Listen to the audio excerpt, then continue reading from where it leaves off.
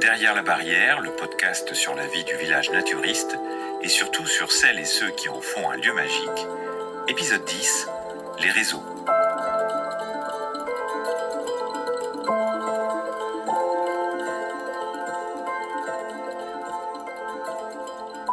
En novembre, au village, c'est le calme et la sérénité qui règnent. Alors que dans certains établissements, les travaux commencent en vue de la saison prochaine, j'ai décidé d'aller à la rencontre d'une personne qui n'est ni commerçante, ni propriétaire au village naturiste. C'est une usagère, mais pas comme les autres. Ici, tout le monde ou presque la connaît. Elle a ses fans, comme ses détracteurs, mais c'est sans nul doute une figure incontournable du village. Son secret ? Elle est à la tête du plus grand et influent groupe Facebook sur le village natu du Cap d'Agde. Presque 100 000 membres au moment où j'écris ces lignes. Vous l'avez peut-être deviné, aujourd'hui, je m'entretiens avec Maria Paula. Donc j'ai le bonheur d'être avec Maria. Merci. Pour ce nouveau numéro de podcast. Alors, est-ce que Maria, tu peux me raconter comment déjà tu es arrivée au Cap d'Agde ?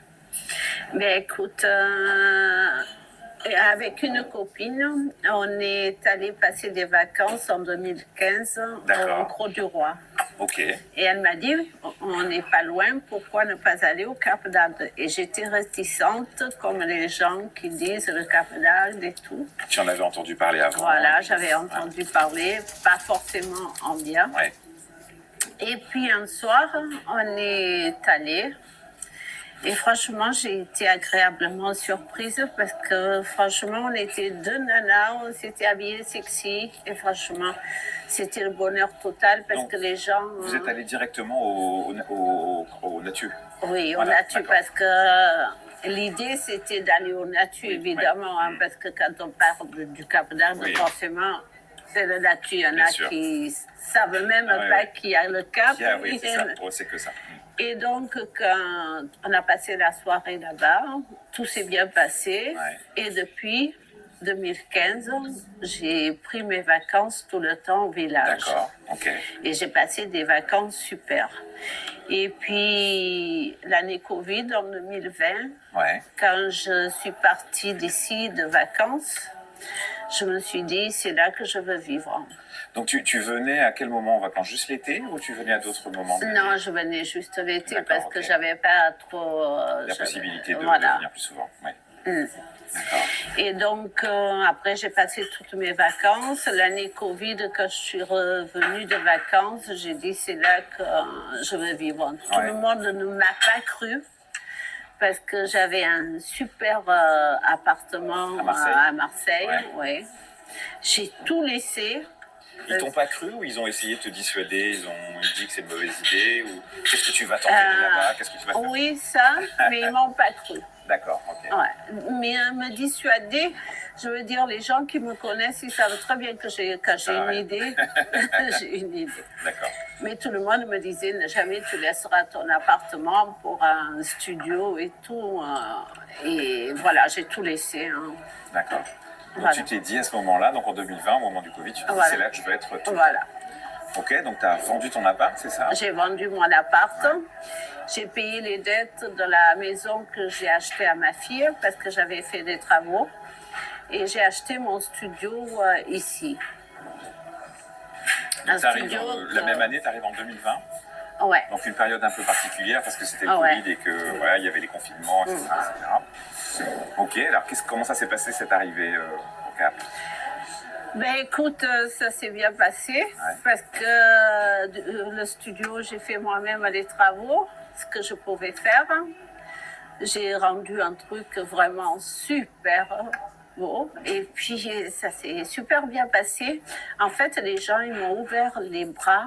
Ils ont été tellement gentils avec moi, tellement que c'était le bonheur. D'accord. Ok, donc tu n'as pas été vue comme une étrangère qui débarque, tu as été... Non, parce qu'en fait, j'ai cherché du travail.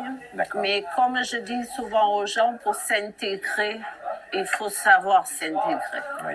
C'est-à-dire que quand on me proposait du travail, que c'était des gens que je connaissais qui étaient là avant, je refusais. D'accord. Le travail que j'ai pris, c'était des gens qui n'avaient personne d'autre avant. Ok. Donc, Tu voulais remplacer personne. En fait. voilà, Ouais. j'ai remplacé personne. J'ai toujours été sympa. J'ai créé le groupe justement pour aider les commerçants à cette période de Covid. Ok. Donc, Donc tout s'est le bien. groupe est né au moment du Covid, c'est ça? Non, il est né avant. Il est en 2019, non, c'est ça, ou 2019. c'est ça. Ah ouais.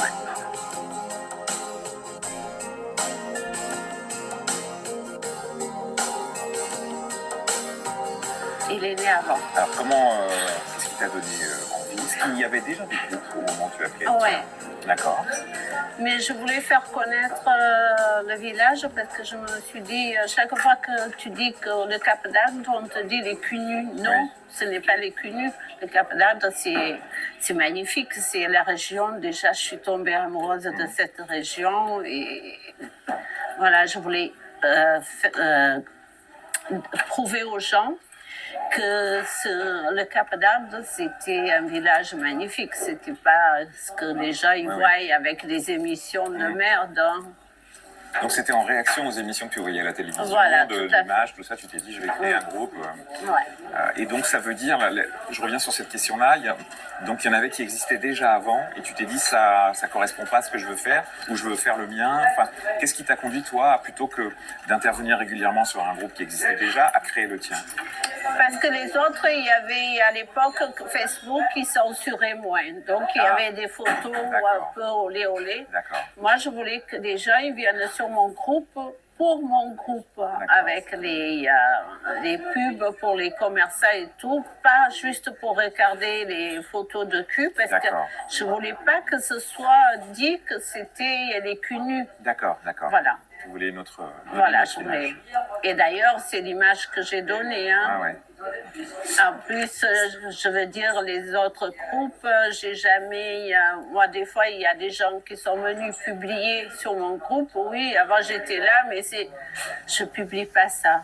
Parce que tous les autres groupes, je suis bien avec tout le monde. Oui, tu veux pas qu'il y ait de guerre entre Non, non. entre les groupes. Est-ce que ça a marché tout de suite, ton groupe? Au début, oui, ça a marché parce que les gens ils venaient pour se dire est-ce qu'il y a des photos de cul? Voilà, mais il n'y en avait pas. Ouais. Mais ils sont quand même restés. Oui. Au début, ça marchait, mais après, oui. D'accord. Et après, peut-être que le fait qu'il y ait beaucoup de monde a incité encore plus de monde à venir. Et les gens se disent, c'est le principal, c'est le plus important, c'est le gros, tout ça. Après, ils venaient dans le sens de dire, elle vient de Marseille, elle n'est pas d'ici, elle fait quoi? Ouais. Ok. Et tu le prenais comment, ça? Je leur disais, ouais, je suis peut-être pas d'ici, mais moi j'aime la région et je m'adapte contrairement à toi. Voilà. Quand on fait un groupe comme ça, on est exposé à beaucoup de critiques. Ah, j'en ai des critiques. Oui, justement, mais ça m'intéresse de savoir comment tu vis ça. Ça fait jamais plaisir. Ça fait jamais plaisir, bien évidemment. Moi qui ai un groupe aussi, je peux te dire, on met beaucoup de soi dans un groupe, on prend beaucoup de temps. Et quand on est critiqué, ça fait toujours même si c'est pas si grave, mais ça fait toujours un peu mal. Et donc, toi qui as beaucoup de monde, tu dois recevoir beaucoup de critiques. Il y a des moments où tu te dis, je lâche tout. Non. Non, jamais. Jamais. Non, jamais, parce que je pense que les critiques, elles sont au-dessous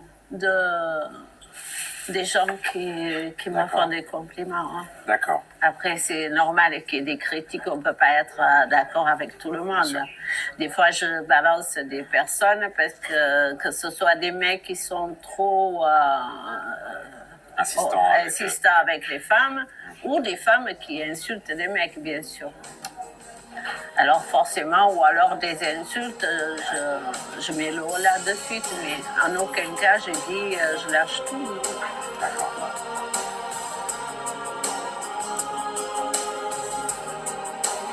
Et tu fais la modération tout seul? Ouais. Je sais que pour ma maman, tu as demandé à quelqu'un de t'aider, puis finalement ça... Non, c'est lui qui a voulu m'aider. C'est lui qui a voulu.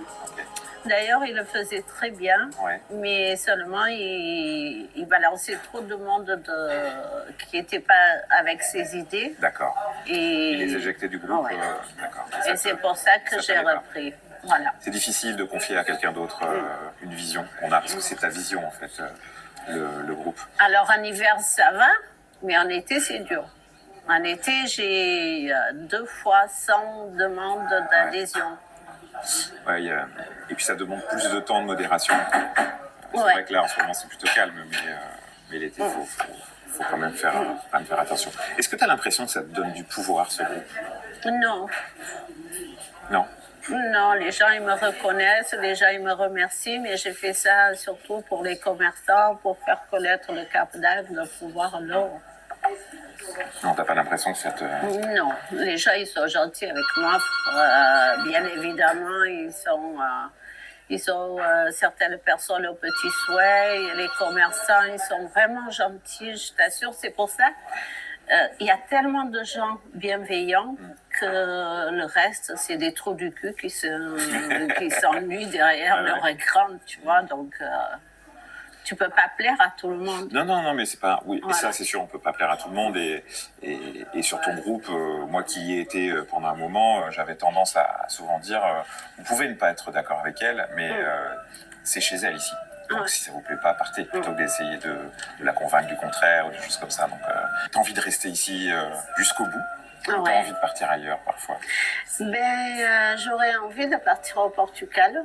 Ouais. Pas que ça me plaise pas ici, mais la France est devenue compliquée. Politiquement, la France est devenue compliquée, la sécurité, tout ça. Après, au Portugal, c'est trop cher l'immobilier. D'accord, ok. Voilà. C'est plus cher qu'ici? Ah oui, c'est beaucoup plus cher. Par exemple, un studio, moins de 160 000, tu en as pas. Ok. Donc là, tu vis à l'extérieur du village naturiste. Oui. Est-ce que tu aimerais vivre à l'intérieur? Non. Si on enlève le côté prix? Non.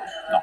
Non. Tu as besoin quand même de cette respiration, d'être à l'extérieur. En plus de ça, je crois que tu fais le banc de Maria, donc c'est quelque chose qui existe à l'extérieur. Ouais, d'ailleurs, ça, je suis contente parce que ça marche vraiment super bien. Et d'ailleurs, il y a eu une personne, un peintre, qui a gentiment peint les bancs et je trouve ça super. Alors, est-ce que tu peux en parler justement dans le podcast et expliquer un peu ce que c'est que le banc de Maria? Alors, le banc de Maria, je l'ai créé en 2022 parce qu'il y a des gens qui sont dans le besoin. Et je me suis dit, il y a 3 bancs. Et donc, je vais dire aux gens ce qu'ils ont plus besoin, des vêtements, des couvertures, des jouets pour les enfants, enfin, tout. Qui les déposent, bien sûr, en bon état, parce que les gens, c'est pas de la merde qu'ils récupèrent.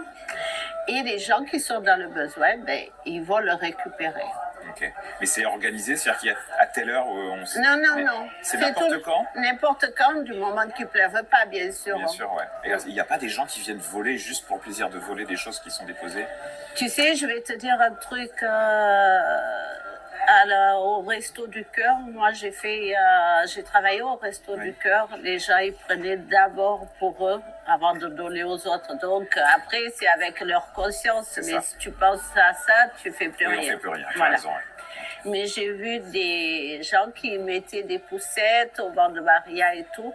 Et j'ai vu une dame voilée qui avait plein d'enfants qui l'a récupérée. Alors je me suis dit, c'est quand même... Ça peut servir. Ça peut servir, tu vois, ça fait plaisir de voir. Voilà, ça fait 3 ans maintenant que ça existe. Okay. Bravo pour cette initiative. J'ai demandé à Monsieur Frey d'en parler. Voilà, de venir, parce que là maintenant, il est connu. En plus, les bancs, ils sont magnifiques, ils me l'ont décoré. Mais bon, j'ai demandé quand même à Monsieur Frey de... Merci beaucoup, avec Maria, plaisir. pour ce que tu m'as accordé. Et puis, à bientôt. Oui, à bientôt.